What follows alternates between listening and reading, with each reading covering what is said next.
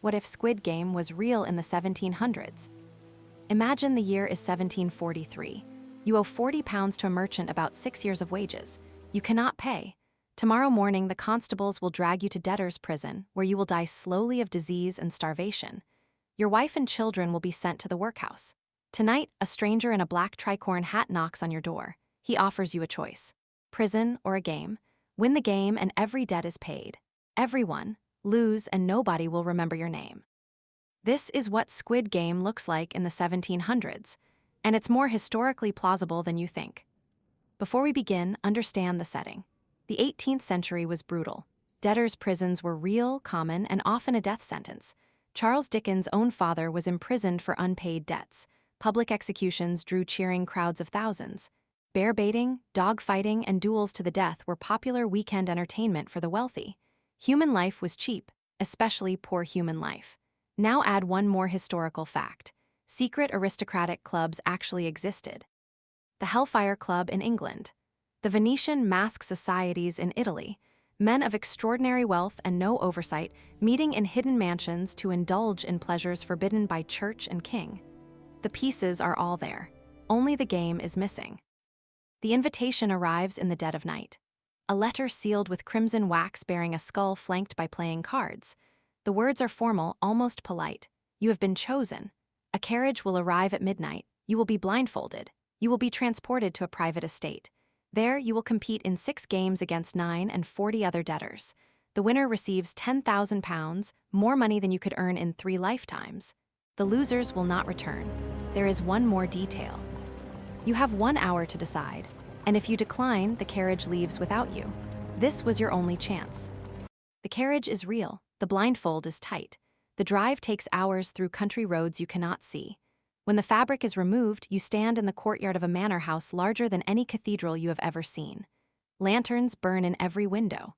Carriages continue to arrive, each disgorging one pale, terrified person in ragged clothes, 49 others. Some are farmers. Some are soldiers with unpaid debts.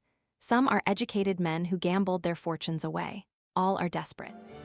All are about to be handed new clothes, matching silk, uniforms the color of dried blood, and the first rule of the game. You are now number 17. Your name no longer exists.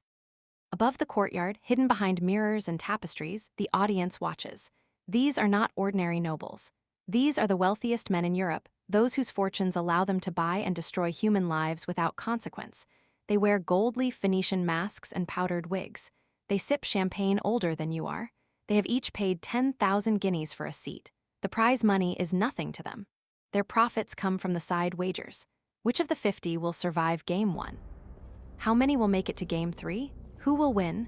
Fortunes change hands on a single blink, a single shiver, a single mistake. You are not a player. You are livestock at an auction. The first game is called the March of the Loyal Soldier. The rules are simple. You must march to a drum beat. When the drum stops, you freeze. Move before the drum resumes and you are shot on the spot. The watchers love this game. It is elegant. It reveals character in seconds. The trembling ones die first. The overly confident ones die second. The survivors, perhaps 20 of the original 50, are those who understand that the only victory in this moment is perfect stillness. You survive. Barely. Your hands will not stop shaking. 29 of your companions do not survive. Their bodies are dragged away by silent servants in black livery. The second game is the Biscuit of the Crown. Each player receives a round of hardtack, the rock-hard sea biscuit fed to sailors. In the surface of each biscuit, a shape has been pressed: a star, a crown, a lion, a rose. You have 10 minutes and 1 sewing needle. You must carve out the shape without breaking the outline. Break it and you die. You pick the rose, the most intricate shape. You have always been a fool. Around you, men weep as their crowns shatter. The lion carvers are dispatched by silent guards. You carve for 9 minutes and 56 seconds. 4 seconds before the deadline, the final petal emerges whole. Above, in their hidden gallery, a Venetian count loses 30,000 guineas betting against you. The third game is the test of the union.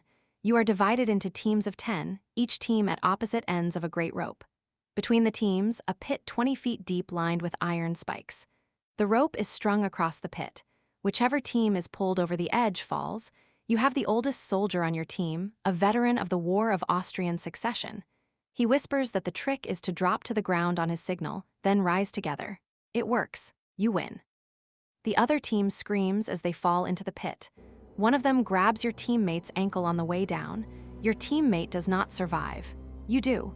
13 players remain. The fourth game is the crossing of St. Bartholomew. A long bridge stretches across the castle moat, built of alternating planks, half solid oak, half rotting pine painted to look identical. You must cross in order. The first to step on a rotting plank falls 40 feet into freezing water and drowns in chains. The players draw numbers. You are number 9. The watchers cheer as numbers 1 through 5 fall screaming. By number 8, the survivors have memorized the safe planks. You cross easily. Only 6 remain.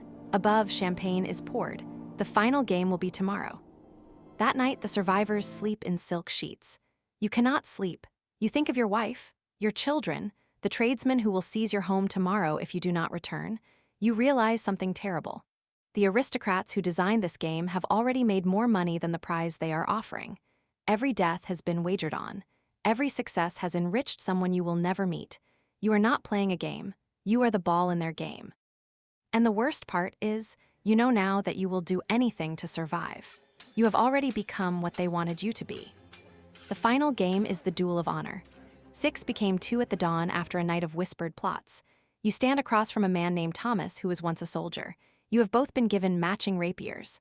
The rules are the ancient rules of the duel: first blood, no mercy. You are not a swordsman. Thomas is. But Thomas is also exhausted, wounded, and haunted. You have been practicing in your mind for hours. When the signal comes, you do not attack. You defend. You parry 3 strikes. 4, 5. On the 7th, Thomas slips on the wet grass. Your blade finds his throat. You are alone on the field. You are the winner, and the worst is yet to come. The prize is exactly as promised. £10,000, enough to pay every debt, enough to buy your family a new life. You leave the manor with the gold in a locked chest. Your wife weeps when she sees you alive. She weeps more when she counts the money. But the man who returns is not the man who left.